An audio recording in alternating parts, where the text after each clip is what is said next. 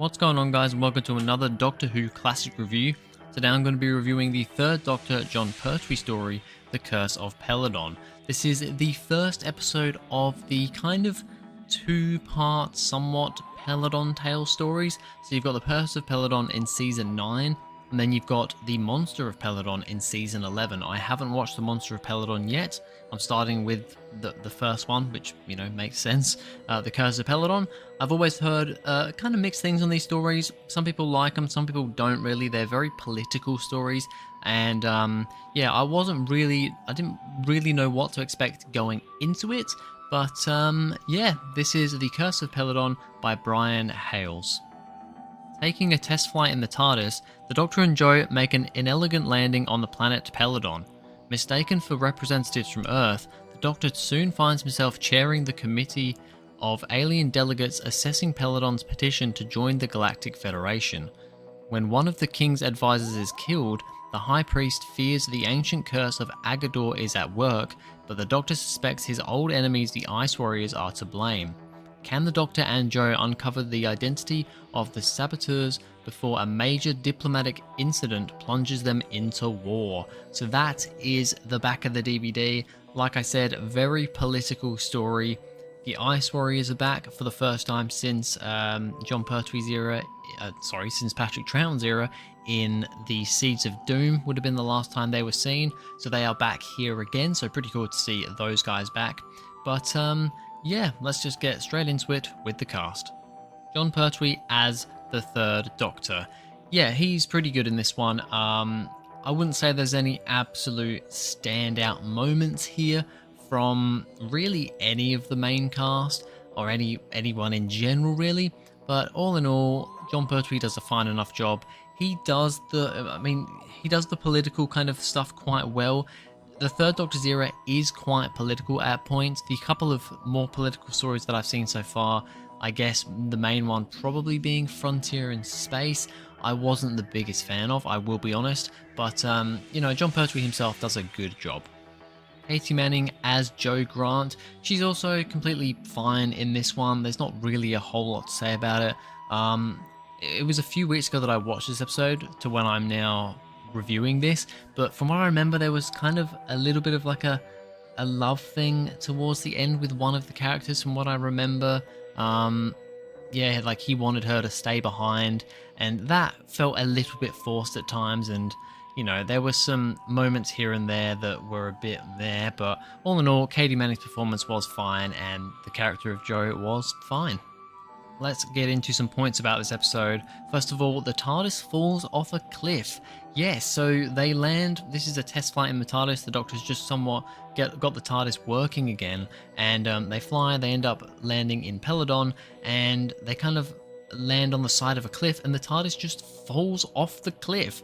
I always quite like it when the TARDIS is made, you know, like inaccessible, because it's, I mean, in a lot of cases, the Doctor is here. Once he's there, he wants to help out anyway. He doesn't want to just leave. But it makes it more interesting, I think, when, even if he wants to leave, he can't, because the TARDIS is gone. Like, it has fallen off a cliff. It looks like it's completely destroyed. It is gone. So, yeah, I thought that was a pretty cool sequence and just, you know, brought a little bit of tension in there. First appearance of Alpha Centauri. Yes, we see Alpha Centauri for the first time in this episode. I believe she's also in Monster of Peladon. Correct me if I'm wrong there, but I believe she is.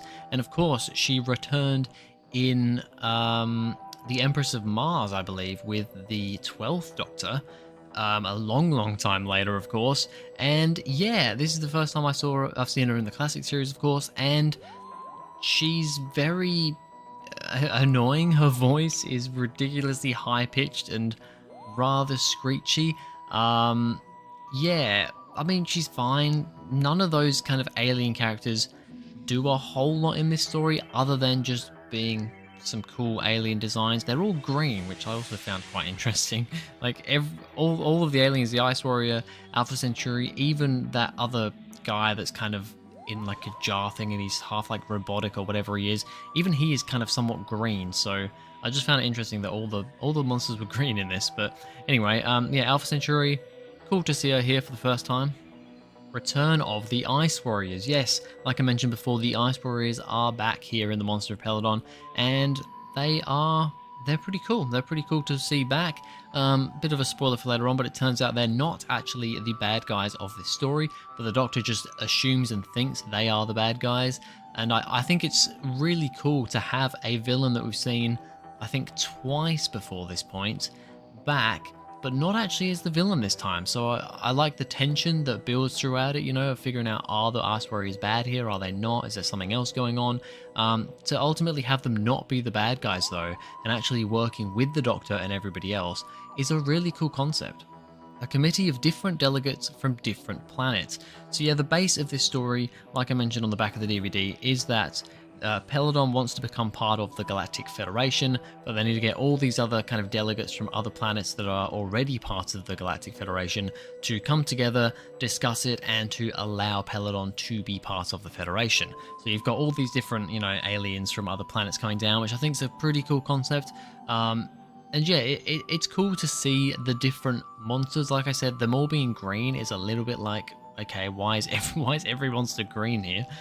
I don't know if that's just a coincidence or what that was all about, but yeah, it's cool to see the different monsters, but ultimately they're not really individual enough with what they do. I'd say that the Ice Warriors are the only ones that feel like they have a bit more individuality about them and do some different stuff, and then I guess the people of Peladon as well.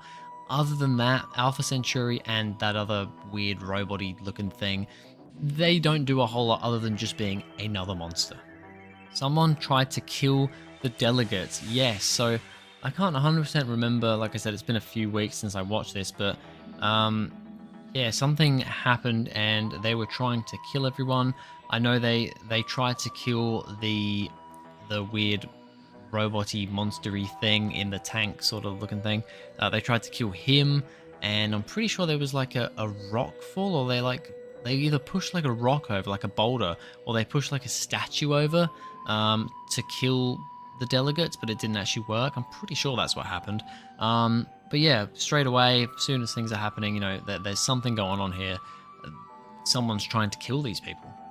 The Doctor thinks the Ice Warriors are up to something. Straight away, as soon as the Doctor knows the Ice Warriors are involved, he just assumes that those are the bad guys, which I guess you can understand because of, you know, his previous issues that he's had with them.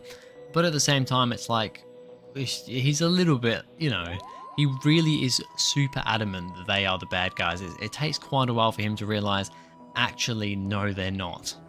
The low-ranking Peladon people being mute. Now, this is something I've brought up in Classic Doctor Who before.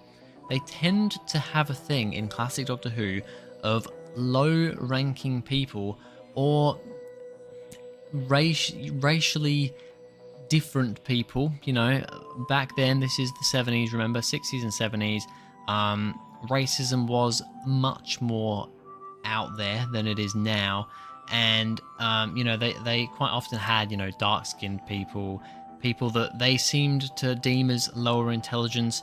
They had them as mutes. It happens quite a lot in Classic Doctor Who. You have those sort of characters as mute characters, and that is the case here with the lower ranking Peladon people. They are specifically, you know, they are the low ranking people. They literally go on and pretty much say it. They are the runts of the society, and they don't talk. They just kind of grunt and groan, and it's a bit of a sign of the times, really. I can't have a go at it too much because it is just what it was at the time, but I do find it a bit uncomfortable with those sort of things. The Doctor made a gadget to hypnotize Agador. So the Doctor finds Agador, who is this kind of beast, this beast monster, and it turns out in the end that the people of Peladon, or at least one of the guys in like the right-hand man to the king or the prince or whatever he is, the leader, he is kind of working with Agador to try and kill these delegates for whatever reason. And yeah, the Doctor finds Agador and manages to hypnotize him with this little gadget. And I love that little scene, like the little song he's singing. Very funny little scene. It's a scene, even though I hadn't seen this episode up until this point, I'd seen that scene before in clips. And yeah, it's a little bit of a funny moment in an also serious setting that I quite like. no music in the fight scene between the Doctor and Grun until the end. So Grun, I believe, is one of those kind of mute, grunting, lower ranking characters. He's kind of the strongman character. That's the other thing. Like, they always have the strongman grunt character is the mute character. And yeah, he's kind of, the Doctor and Grun seem to be getting on, but they end up locking up the Doctor and forcing him to fight Grun to the death. In the end, I believe the Doctor wins, but spares Grun's life because, you know, Grun doesn't really want to be doing it. He's just doing it because he's been told to do it. He doesn't really have a choice. But that whole fight scene, it's another thing in classic Doctor Who. Fight scenes go on for a bit too long. I think they're just trying to pad out the. I think they're just trying to pad out the episode and the runtime. And yeah, it goes on for way too long. There's no music until right at the very end of the fight scene. And it's really awkward and just like, what is happening? There's just grunting, throwing people around. You just hear footsteps walking around, and it's just a really, yeah. Sometimes in classic Doctor Who they do it right. They have good little fight scenes. It's usually the shorter fight scenes. They do quite well with the music, and I quite enjoy them. But when they have the longer drawn out fight scenes, they tend to not put music in them a lot of the time, and it just really feels like it drags on and just seems a bit silly. Hepesh dies so easily to Agador. So Hepesh is the guy who was kind of working with Peladon to try and take over, working with Agador, sorry, to try and take over Peladon and to kill the delegates. He was the bad guy of the story. And in the end, the Doctor manages to, you know, kind of get through to Agador and basically be like, look, you're being used by Hepesh. And in the end, Agador ends up killing Hepesh. From what I remember, he just kind of smacks him, and that's about it. It's like a really silly, not particularly, I don't know, like just a really crappy death, to be honest. The build up to it, you know, was big, and then the death itself was just like, oh, that's really all it takes. Okay. And they end up, you know, Agador ends up being good in the end. He's just kind of like a big dog, which I think is pretty funny. But yeah, the way that Hepesh dies, not particularly satisfying. So that is all my points on the Curse of Peladon.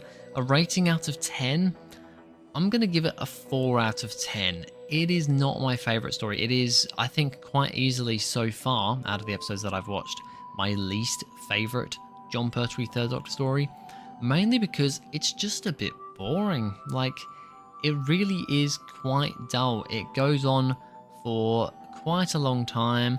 Let me just have a look at the DVD. How many, is it 4 parts or is it 5 parts? Okay, it is only 4 parts, but it's a 4-parter that for me drags on way too much. There's a lot of politics. It is a completely full politics story, and I'm not the biggest fan of that. The way that some of the resolutions happen, the way that Hepesh dies, some of the direction and the music and stuff like that, and the lack of music just doesn't work. The aliens, although nice to see all these different kind of races and aliens and things, ultimately don't really have enough individuality and do enough individually to be interesting enough. And yeah, although I like the Ice Warriors coming back and, you know, being the good guys, that's probably the best thing about this story. Other than that, it's just a bit there and a bit boring. So a 4 out of 10 for the Curse of Peladon. But anyway, that's going to be it for this video, guys. Thank you very much for watching. If you enjoyed, please go ahead, like and subscribe, and I'll see you guys in the next video.